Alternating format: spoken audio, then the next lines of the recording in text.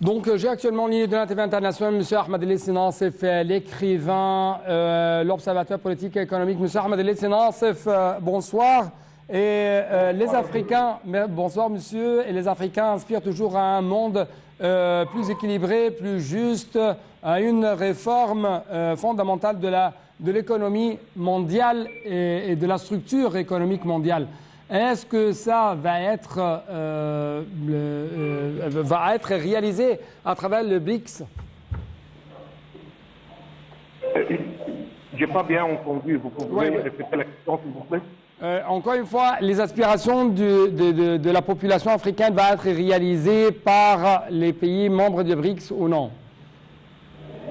Oui. Est-ce que vous m'entendez bien? Oui, avec des difficultés, c'est pas facile. Écoutez, je pense que ce qu'ils veulent faire va être réalisé, mais ça va prendre énormément de temps. Et pourquoi je suis en train de donner cette opinion? C'est très simple. La comparaison, ça doit être faite avec le Eurozone et comment ça s'est passé en Europe lorsque les économies européennes sont beaucoup plus homogènes que les économies qui sont incluses dans les pays du BRICS et ils ont aussi l'avantage géographique.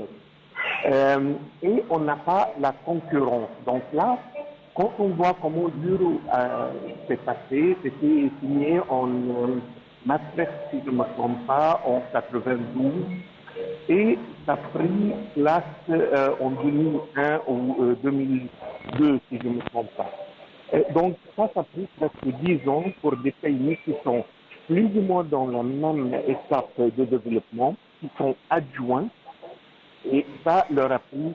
Et ils sont aussi en bonne relation avec les États-Unis, l'économie le plus grande du monde, qui va être le plus touché par quelque chose pareil.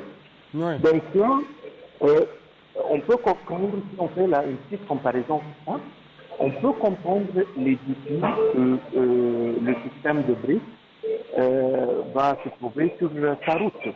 Donc, ça ne va pas être facile. Ça va être 10 fois plus difficile de ce qui s'est passé en Europe. Ouais. Mais je pense que maintenant, avoir un système pareil, ce n'est plus une lutte, c'est presque une obligation, si vous voulez, pour que les pays pareils puissent continuer.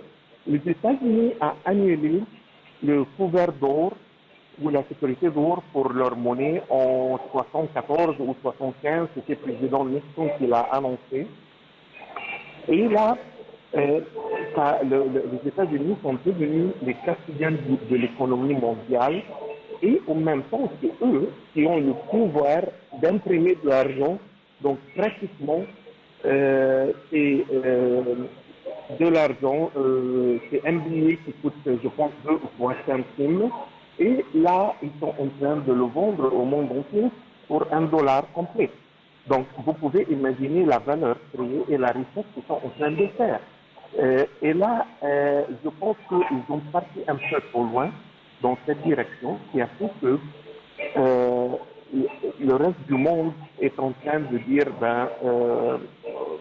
on a eu assez, on a eu marre, et c'est le bon moment pour commencer un autre système, un contrepoids pour le système de dollars, mondial. Ouais. Mais c'est beaucoup plus difficile dit que fait, ou fait que dit.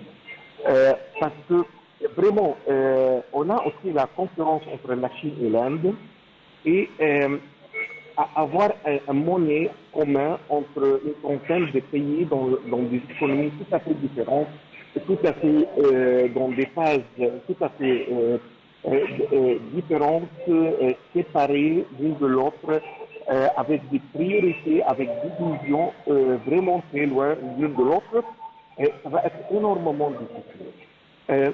Mais je pense que le premier plan qui peut être réalisé pas trop loin, que c'est qu'il faut commencer à exporter et importer vers des échanges entre eux en utilisant leur propre monnaie. Oui. Mais Monsieur même ça Ahmed n'est Lissine- pas facile. Oui, Monsieur Ahmed Lissine Nassif, malheureusement, je n'ai plus de temps pour vous donner plus d'espace afin de nous donner plus d'éclaircissements en ce qui concerne votre point de vue concernant le BRICS dans cette 15e sommet, plutôt dans cette 15e édition de ce sommet qui se tient actuellement à Johannesburg. Merci beaucoup encore une fois et pareillement pour vous. Merci pour votre attention, chers téléspectateurs. À la prochaine.